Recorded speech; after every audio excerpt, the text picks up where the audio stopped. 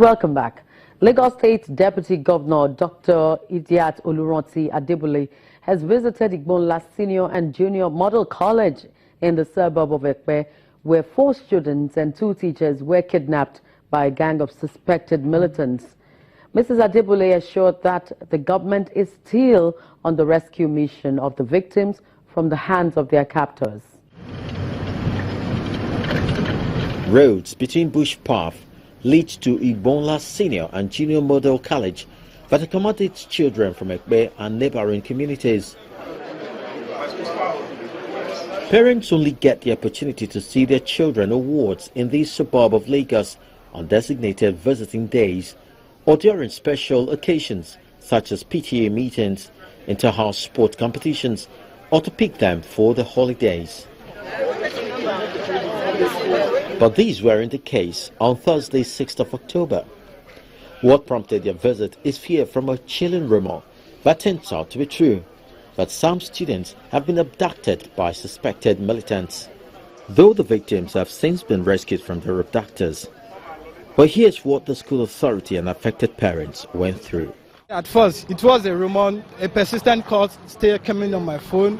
Eventually, when I picked, somebody called me. Something happened at the Igbonla, where I have a child, that there's a case of a kidnapper, that they picked some numbers of children were adopted, and the junior school principal and one other teacher. And with that, nobody is sure whose son or whose daughter or whose child is among those kidnapped. So all the parents had to heed to the call, and everybody started rushing down to the school. And we've been there. I got in there around past 11, so to say. I was able to locate my son. These parents may be lucky, but not the same for those whose children are still missing. They are distraught.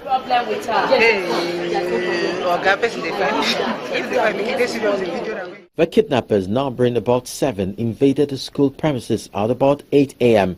when students were having a special session at the hall and shot sporadically into the air before kidnapping their victims, which included 6 students, a teacher, and a vice principal.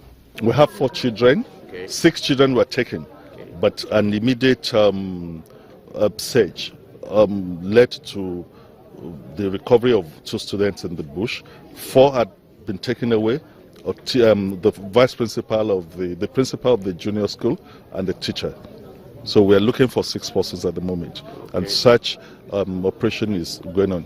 The heavy presence of security personnel showed the magnitude of the situation as kidnapping is fast gaining notoriety.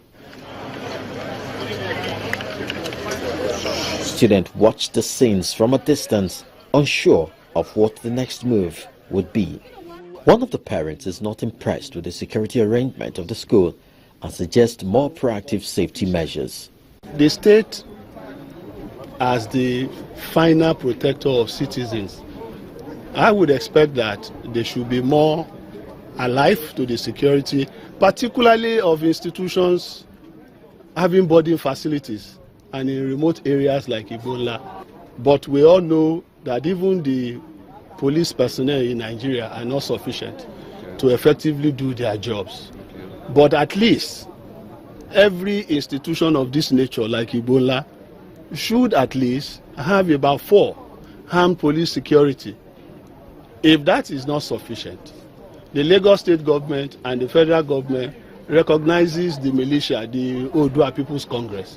They can employ their services to complement the efforts of the police.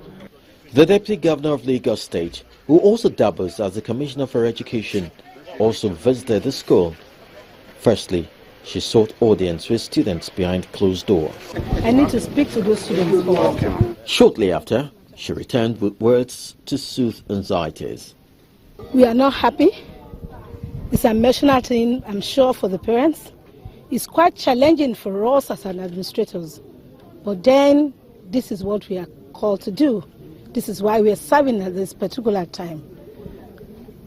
I crave the understanding of the public and, of course, the parents in particular, affected parents, to have faith in our security agencies that they are going to do the best that they can to get these children out within the shortest period of time.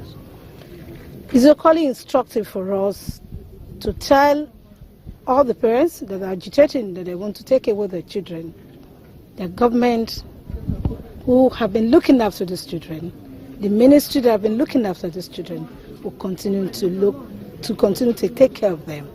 What we have is an incursion, and once you have that, what do? You also face that incursion and, of course, deal with it appropriately. And I have no doubt in my mind that the operatives would do so.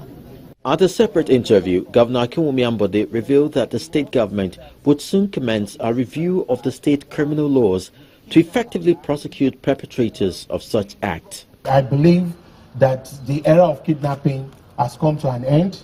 We are going to review our laws, and I can tell you sincerely, we will deal with kidnappers from this moment onwards, and we will take up our laws, review them, and make sure that there's no room for kidnapping in Lagos.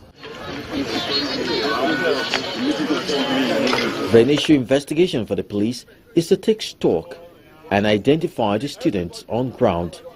For this to be, parents would have to vacate the premises. Somebody will come and take another person's child. It's the same child. So that is why we want parents to go, because we want everybody to leave here as soon as possible. Parents, please go. As I've always told you, in every situation like this that we have, we talk less so that we not jeopardize our operation. You've heard what happened and you've reported it, and that is it. So what we need is understanding of everybody, the media. You don't escalate things, because you also don't want to fall into the hands of your enemies. So give us that understanding, the support. We've also talked to the parents of the children that are involved, and we're at work. The police obviously did not go to sleep, as the victims were rescued 6 days after. Representatives of the various constituencies in Lagos State recently had another opportunity to interact with their members on the needs of the constituencies at the third edition of the annual stakeholders meeting. Here's how it all went at Etiosa 2 constituency. Hundreds of members of Etiosa 2 state constituency had another opportunity to meet the man who represents their interests at the State House of Assembly, Honorable Bolahon Yishau.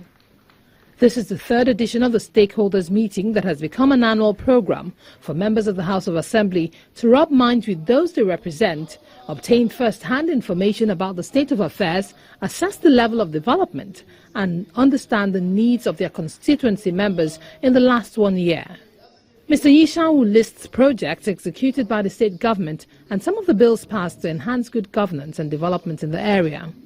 While this meeting is seen as a lofty idea, members say grassroots governance will be more effective if they are carried along in policy direction that affects development in their area. Most of the things that we intend to pick up from here, like we did last time that we had the town hall, is with respect to communal needs, roads, public utility, public goods, education, and so on and so forth, health. That's why we are here today. So the inputs in the budget for the year 2017 will be what our constituency wants, not just what we think that they want. Last year, we did the stakeholder meeting on the 12th of November, and by then the budget was far gone.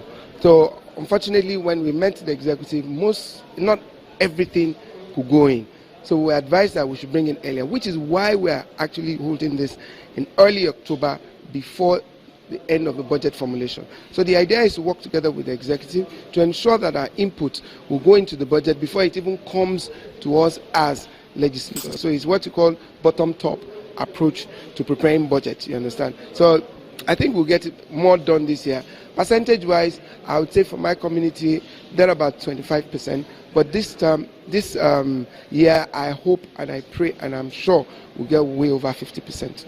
Our expectations is from this meeting is to ensure that the communities which make up Lagos states, right, are incorporated into the decision making, of Lagos state government. So in other words, the various communities together, you understand, partner with the government to ensure that any developments within the communities, right, are passed through the communities, right? The communities are aware of these developments, and further, that they have, because they have a stake in it, that they will have some input into decision making. One of the major highlights of the meeting is the distribution of empowerment tools and business startup kits to 150 members of the constituency. Well, that's it on this week's edition of Dateline Lagos. Thanks for staying with us. Let us know what is happening in your area as it concerns developments. You can do that via our social media platforms showing on your screen. See you same time next week, God willing. I'm Loretta Chiogo. Bye-bye.